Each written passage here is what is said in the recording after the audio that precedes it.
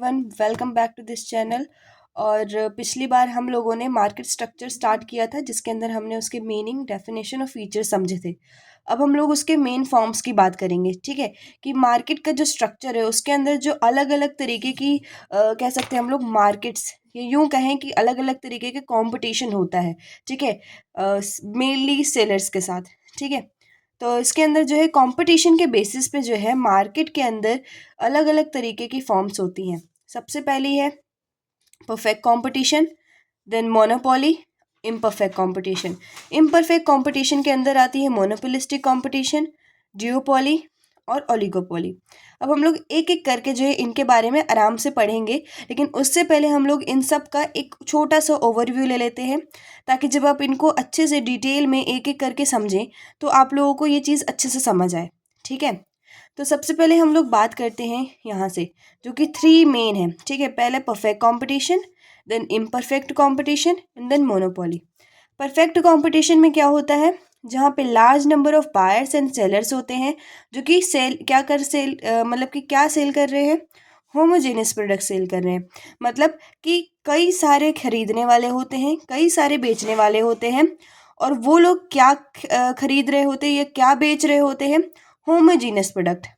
अब यहाँ पे होमोजीनियस प्रोडक्ट का मतलब जो है, तो होमोजीनियस प्रोडक्ट्स का मतलब क्या हुआ कि तो होमोजीनियस प्रोडक्ट्स का मतलब हुआ कि एक जैसे प्रोडक्ट्स, मतलब कि लार्ज नंबर, जहाँ ऐसी कंपटीशन, ऐसी मार्केट की फॉर्म जहाँ पे लार्ज नंबर ऑफ बायर्स होंगे, लार्ज नंबर ऑफ सेलर्स होंगे, और वो सारे के सारे जो हैं एक जैसा प्रोडक्ट बेच रहे होंगे। अब यहाँ पे होमोजीनियस प्रोडक्ट का मतलब सिर्फ एक ये चीज़ नहीं कि अगर एक कंपनी सोप बना रही है, नॉट कंपनी, लेकिन अगर एक कोई सेलर है, वो लोग जो है सोप बेच रहे हैं, तो सारे के सारे सोप बेच रहे हैं।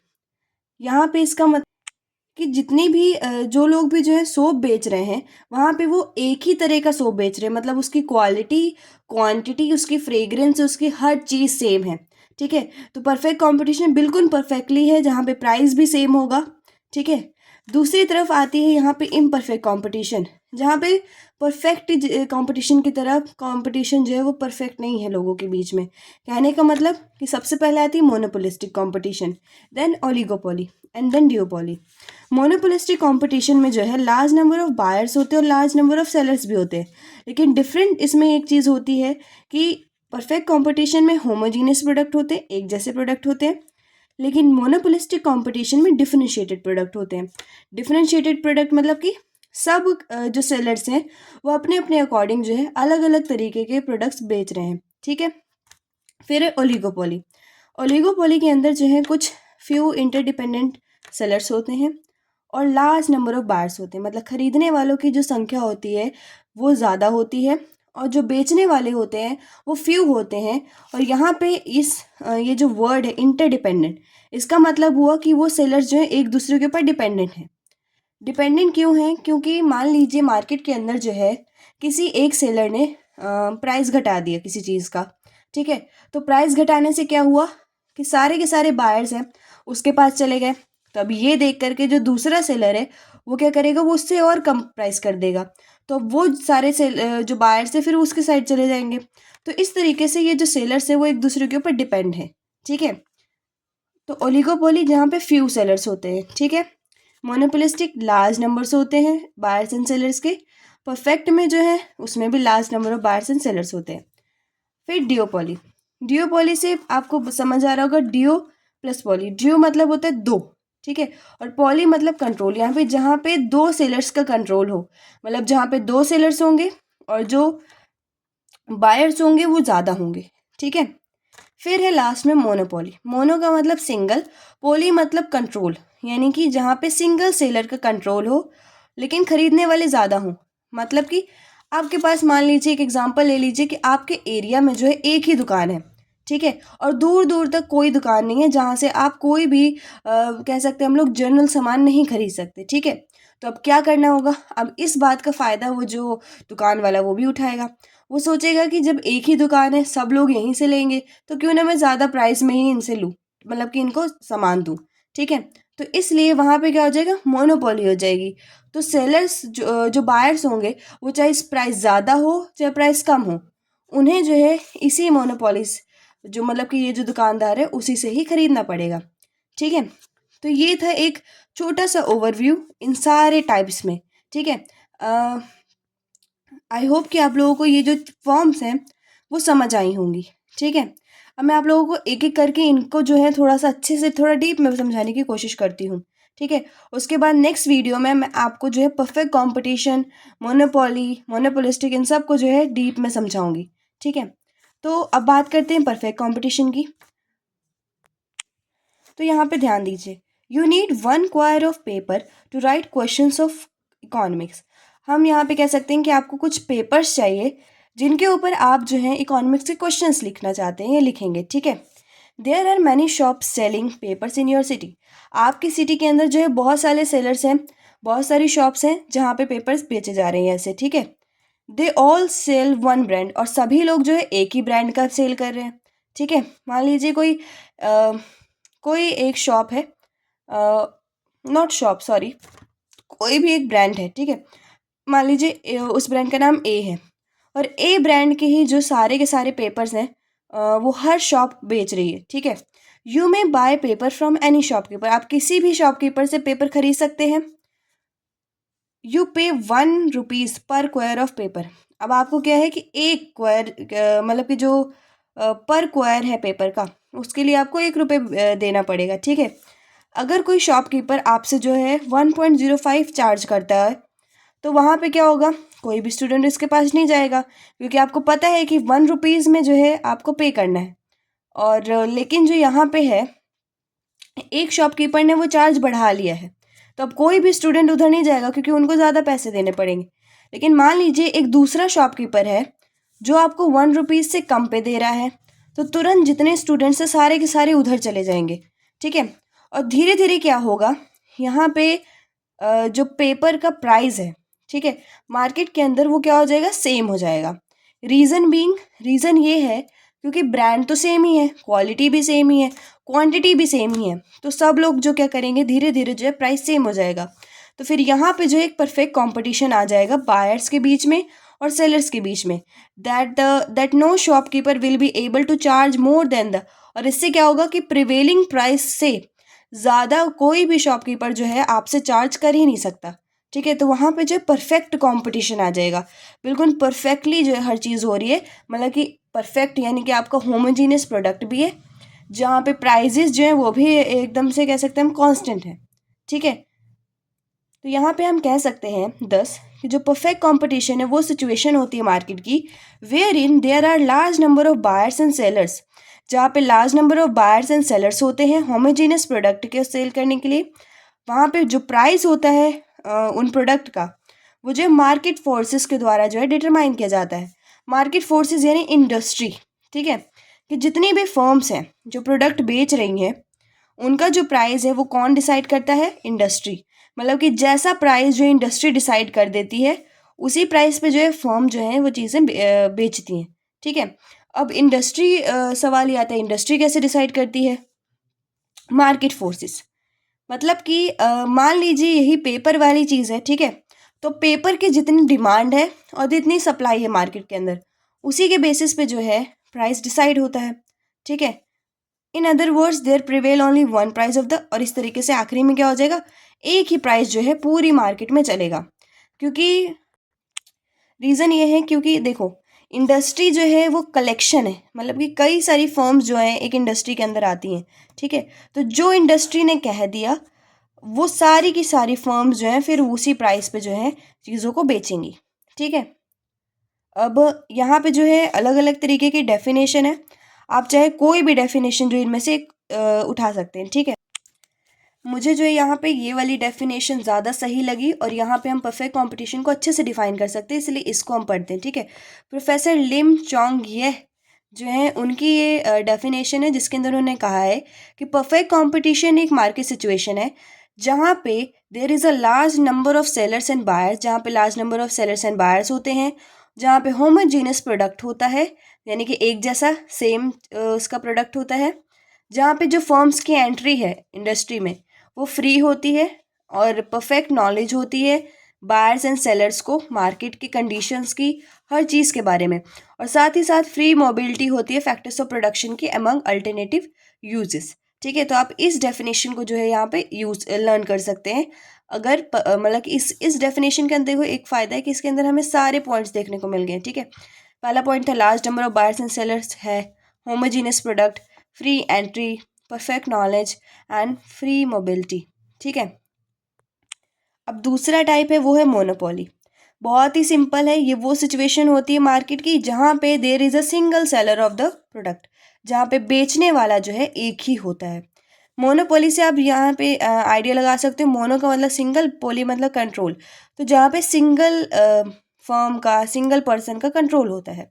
ठीक है, जैसे मान लीजिए एक एग्जांपल लेते हैं कि there is only one firm, एक ही फर्म है जो कि डील करती है कुकिंग गैस के साथ आपके टाउन में, या फिर you get your electricity supply from one agency, या फिर ये एग्जांपल ले लीजिए कि आप जो इलेक्ट्रिसिटी सप्लाई है वो एक ही एजेंसी से ले सकते हैं। ठीक है, तो जो कि है state electricity board. You travel by railway train owned and run by government of India. ठीक है, तो यहाँ पे इन जगहों पे क्या है, मोनोपोली है। ठीक है, this situation of market where a single mono मतलब कि firm control the production of a commodity is called monopoly.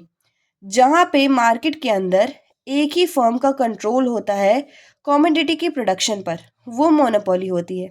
ठीक है, जहाँ पे वन ही प्रोड्यूसर होता है जिसका कोई क्लोज सब्स्टिट्यूट नहीं होता है। मतलब ऐसा नहीं कि आपका मन पड़े तो अभी इसने प्राइस बढ़ा दिया है तो हम कहीं और सब्स्टिट्यूट कर लें, हम किसी और से सामान ले लें, क्योंकि है ही एक। ठीक है, यहाँ पे इन्हीं की एक डेफिनेशन है, इसको आप लर्न कर सकते हैं। Professor Ferguson, a pure monopoly exists when there is only one producer in a market. There are no direct competitor. Pure monopoly वहाँ एग्जिस्ट करती है जब एक ही प्रोड्यूसर हो मार्केट के अंदर, जहाँ पे कोई दूसरा डायरेक्ट कॉम्पिटिटर ना हो। ठीक है, नेक्स्ट है इम्परफेक्ट कंपटीशन। इम्परफेक्ट कंपटीशन जो है, अब ये है रियल सिचुएशन, क्योंकि अगर आपने देखा होगा जो परफेक्ट कंपटीशन की बात करी है, मोनोपोली की बात करी है, ये जो दोनों ही फॉर्म्स है मार्केट की, ये दोनों ही जो है रियल लाइफ में आपको देखने को नहीं मिलेंगी।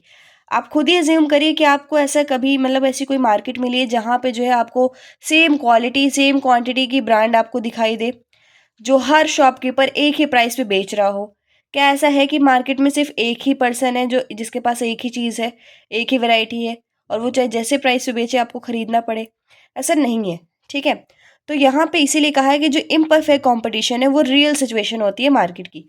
प्रैक्टिकल लाइफ के अंदर जो परफेक्ट कंपटीशन है एंड प्योर मोनोपोली बहुत ही रेयर सिचुएशन है, मतलब कि रेयर है, हम कह सकते हैं कि हो ही नहीं सकती है रियलिटी में तो। ठीक है, real market are imperfectly competitive, जो असल मार्केट है वो इम्परफेक्टली कॉम्पिटिटिव है।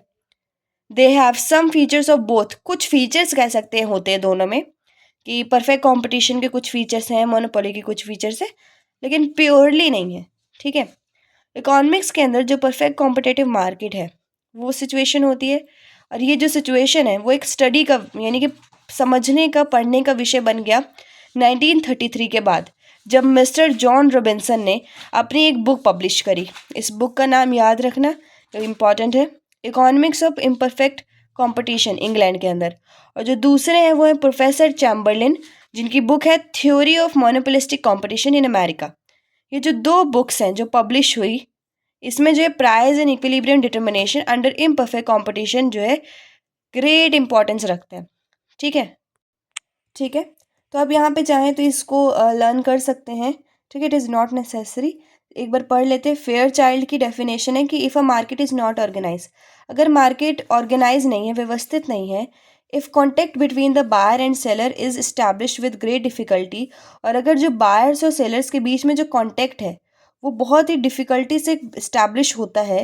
ठीक है, and they are not in a position to compare the goods and price paid, और वो इस पोजीशन में नहीं है कि वो गुड्स और प्राइस के साथ कंपैरिजन कर सके, कि मतलब जिस तरीके की गुड्स उन्हें मिल रही हैं प्राइस के अकॉर्डिंग, वो उनके बीच में कंपैरिजन नहीं कर पा रहे कि जितना उन्होंने प्राइस पे किया है कि उस क्वालिटी की गुड्स उन्हें मिल रही हैं।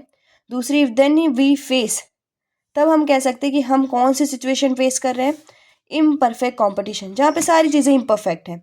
मार्केट बिल्कुल ऑर्गेनाइज नहीं है, जहाँ पे कॉन्टैक्ट जो बायर्स एंड सेलर्स का बिल्कुल अच्छे तरीके से इस्टेब्लिश नहीं हो पा रहा है, जहाँ पे जो ये बायर्स हैं वो इस कंडीशन में नहीं है कि वो जो है गुड्स का प्राइस के साथ कंपैरिजन कर सके, ठीक है।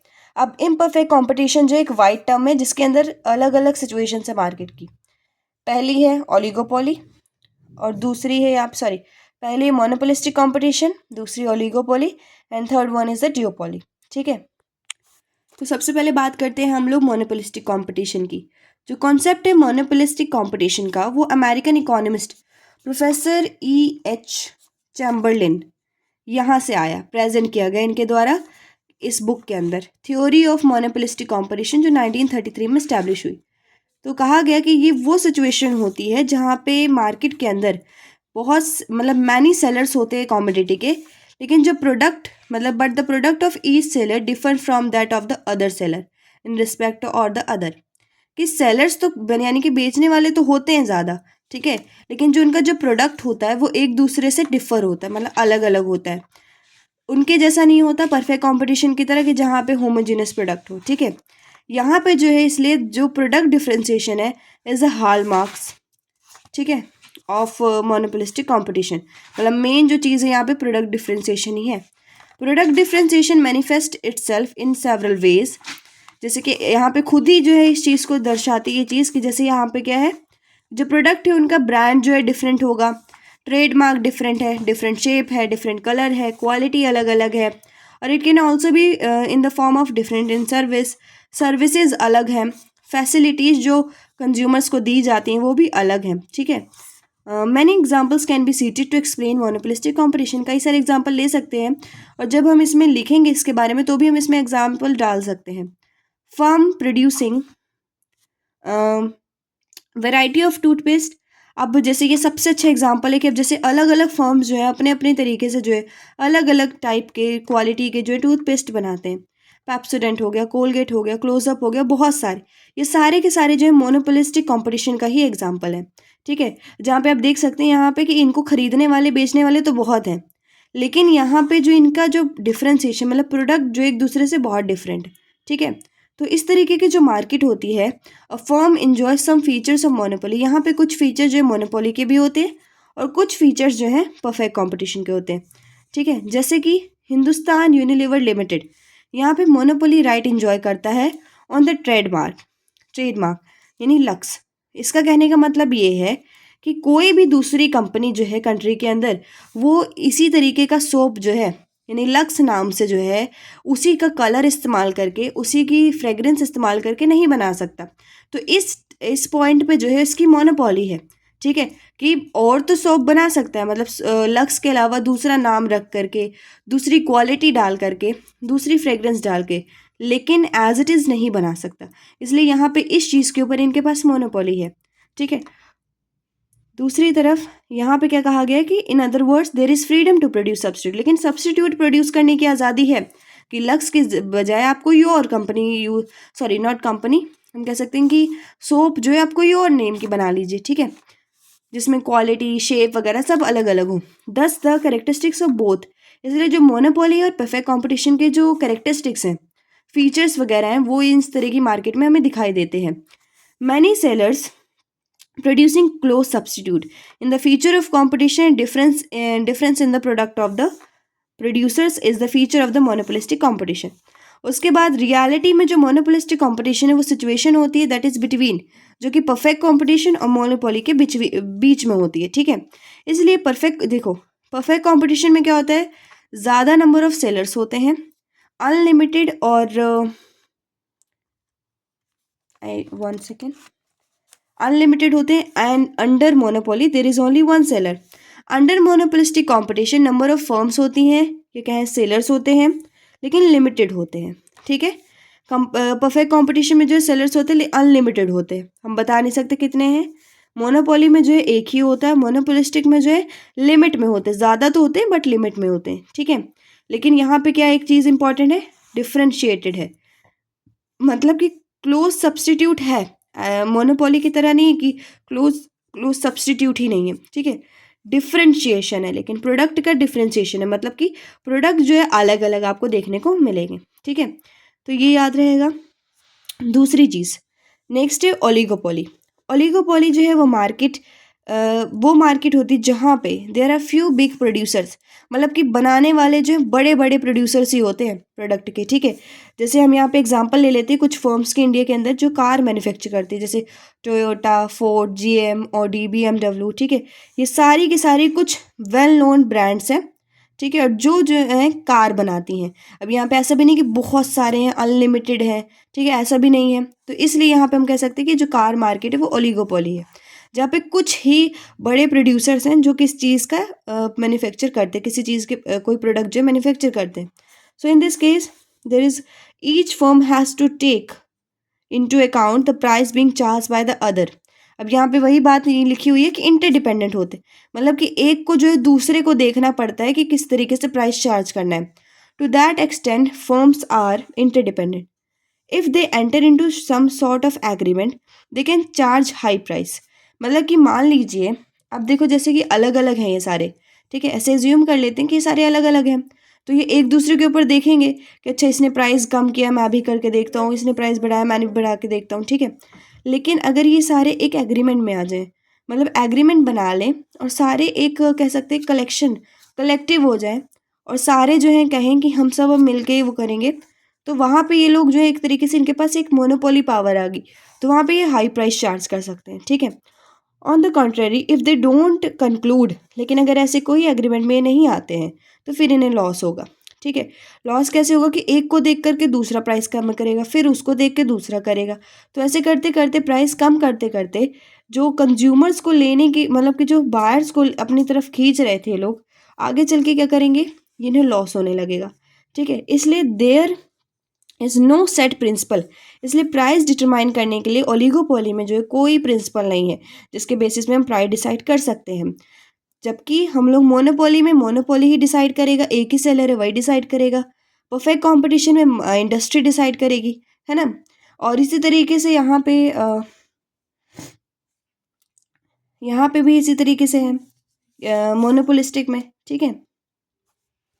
अब बात करते हैं हम लोग जियोपोली, अब बात करते हैं जियोपोली की, ठीक है। So it is that situation of market in which there are only two producer. ये वो सिचुएशन है मार्केट की जहाँ पे दो ही प्रोड्यूसर्स होते हैं। While fixing the price firm take into consideration the price charge by the other firm producing similar product. तो यहाँ पे जब प्राइस जो फिक्स कर रहे होते हैं, तो फर्म जो है दूसरे की कंसिडरेशन, इन दूसरे को भी कंसिडर करता है कि जो उसके जैसा प्रोडक्ट बना रहा है। इफ़ अगर उनके बीच में, उनके प्रोडक्ट में कोई डिफरेंस नहीं है, देन जो फिक्सेशन होगी प्राइस की of their product will be governed by the firms mutual relation. तो वो दोनों जो हैं फिर म्यूचुअली जो है डिसाइड करते हैं कि अच्छा ये प्राइस होना चाहिए। अगर दोनों जो फर्म्स एक सॉर्ट ऑफ एग्रीमेंट में आ जाती हैं, तो वहाँ पे फिर किस तरीके से, वहाँ पे वो लोग हाई प्राइस चार्ज कर सकते हैं मोनोपोलिस्ट की तरह, ठीक है। मतलब कि अब देखो दोनों ग्रुप बना लेंगे कि अब हम लोग जो है ग्रुप बना लेते हैं, एक एग्रीमेंट में आ जाते हैं, और अब हम लोग जो है प्राइस जो है सबसे ज़्यादा चार्ज करेंगे, तो आप इनके पास मोनोपोली पावर आ जाती है। लेकिन अगर ये लोग ऐसे किसी एग्रीमेंट में नहीं जाते हैं, तो फिर वहाँ पे इन दोनों के बीच बहुत ही ज़्यादा हार्ड कॉम्पिटिशन होता है, और इस चक्कर में वही चीज़ आती है जो वहाँ पे थी कि लॉस आने लगता है, ठीक है। दूसरी चीज़, if there exist product differentiation in their product, अगर अब इन दोनों उनमें जो है प्रोडक्ट डिफ्रेंसिएशन होता है, देन द जो फर्म है having a quality product will be able to charge high price. अगर इन दोनों जो ये दोनों फर्म्स हैं, अगर इन दोनों की क्वालिटी में, अगर मतलब इनमें जो प्रोडक्ट बना रहे हैं अगर वो एक दूसरे से डिफरेंट है, तो वहाँ पे क्या हो जाएगा कि एक जो है फिर हाई प्राइस चार्ज करने लगेगा जिसकी क्वालिटी अच्छी है। तो ये होते हैं डिओपोली। जियोपोली में दो प्रोड्यूसर्स होते हैं, खरीदने वाले ज़्यादा होते हैं, ठीक है। आप चाहे तो यहाँ पे वीडियो को पॉज करके इसको जो है आराम से समझ सकते हैं। इसके अंदर हर चीज़ लिखी हुई, कितने नंबर ऑफ़ सेलर्स हैं, प्रोडक्ट कैसा होता है, प्राइस कैसा रहेगा, एंट्री जो है फर्म्स की किस में हो सकती है, ठीक है। परफेक्ट में देख सकते हैं हम लोग फ्री एंट्री होती है, मोनोपोली में तो पॉसिबल ही नहीं, तो मोनोपोली नहीं रहेगी।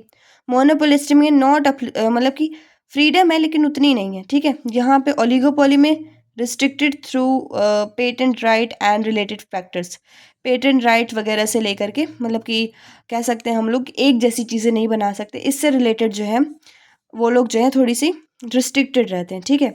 दूसरा यहाँ पे फिर नॉलेज के बेसिस पे है कि इनको जो परफेक्ट नॉलेज रहती है मार्केट कंडीशन की, मोनोपोली को, मोनोपोलिस्टिक और ओलिगोपोली को इम्परफेक्ट नॉलेज रहती है। मोबिलिटी का भी इसी तरीके से है, डिमांड की इलास्टिसिटी भी, average and margin revenue, selling cost, ठीक है, degree of price cost, sorry control, ठीक है। तो आप इनको अभी देख सकते हैं, एक ओवरव्यू ले सकते हैं इस टेबल का। नहीं तो बाद में तो हम लोग जो जब इनको जो है बारी बारी से करेंगे, परफेक्ट कंपटीशन, मोनोपोली, ये सारी जितनी मार्केट्स हैं, ठीक है, तो हम इन सारे टॉपिक्स को आराम से पॉइंट बाय पॉइंट जो है इनको डिस्कस करेंगे, ठीक है।